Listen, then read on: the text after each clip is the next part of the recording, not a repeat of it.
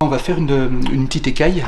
Une petite écaille en acier, hein. C'est un acier normal.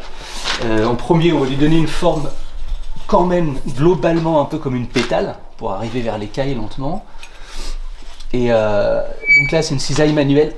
On peut couper des tôles sans bruit, j'allais dire. C'est moins agaçant, vraiment. Et puis une fois qu'on a une base, on va aller la meuler un petit peu. Tout ça en vue après de la former et d'avoir une première écaille. Hop, encore un peu. Allez, on part sur un truc vraiment. Il faut jamais qu'elle soit identique. L'idée, c'est que j'ai pas une machine qui me les fait toutes à la même forme. Celle d'après va être plus large ici, elle va être plus fine, etc. Elles vont toutes être différentes et c'est volontaire. C'est pour ça que je le fais à la main et à la vieille cisaille. Sinon, je prendrais mon plasma et hop, j'en ferai plein. Et on va aller directement vers la meuleuse. Là,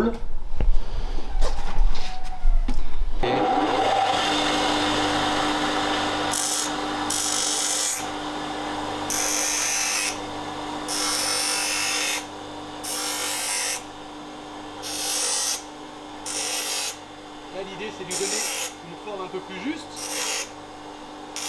que la cisaille ne nous donne pas. Et quand même qu'elle soit pas trop régulière. Sinon elle pourrait être faite par milliers. C'est pas le but.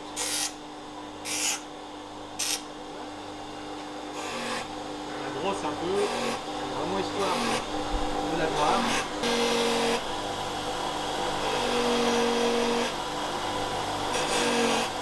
Et puis ça évite de se blesser quand même quand on la manipule après. Oh, elle en est par là, rien de spécial, mais elle coupe moins et elle a à peu près une forme qui commence à s'arrondir. Il faut pas trop qu'elle soit régulière.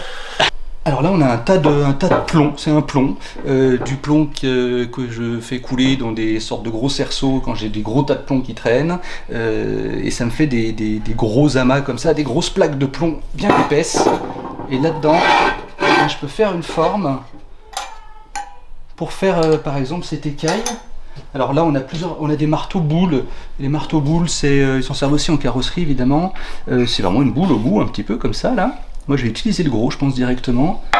Il y a des tout petits aussi, des beaux petits marteaux comme ça qui servent à faire d'autres formes, qui peuvent aider pour faire des feuilles ou pour certaines écailles plus fines ou plus longues.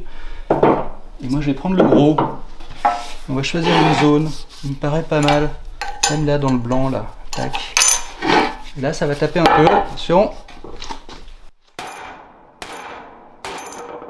C'est fait à froid.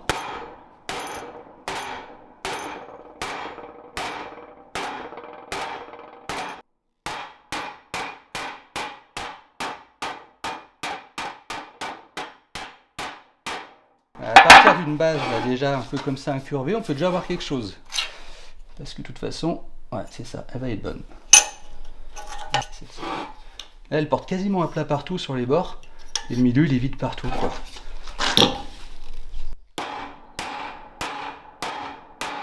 Et là, elle commence à prendre la forme du fond. Il faut taper quand même, c'est fait à froid. Hein.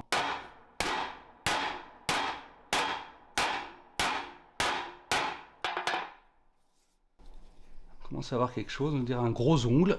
Et ben c'est une écaille.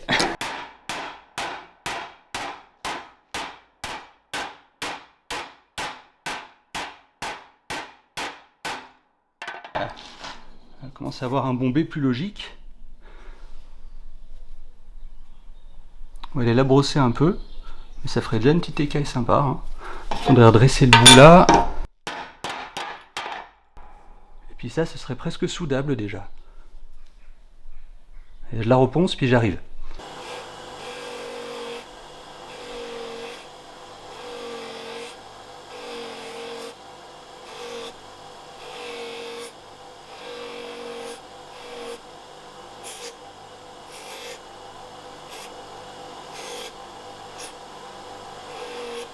Alors là, pour moi, ça irait. On a presque l'impression qu'elle a poussé un peu comme nos ongles, je disais tout à l'heure, mais comme une écaille. Et puis elle est assez irrégulière pour moi, faut faire partie d'une belle série d'irrégulières pour qu'à la fin on ait une pièce régulière. Voilà. Petite écaille.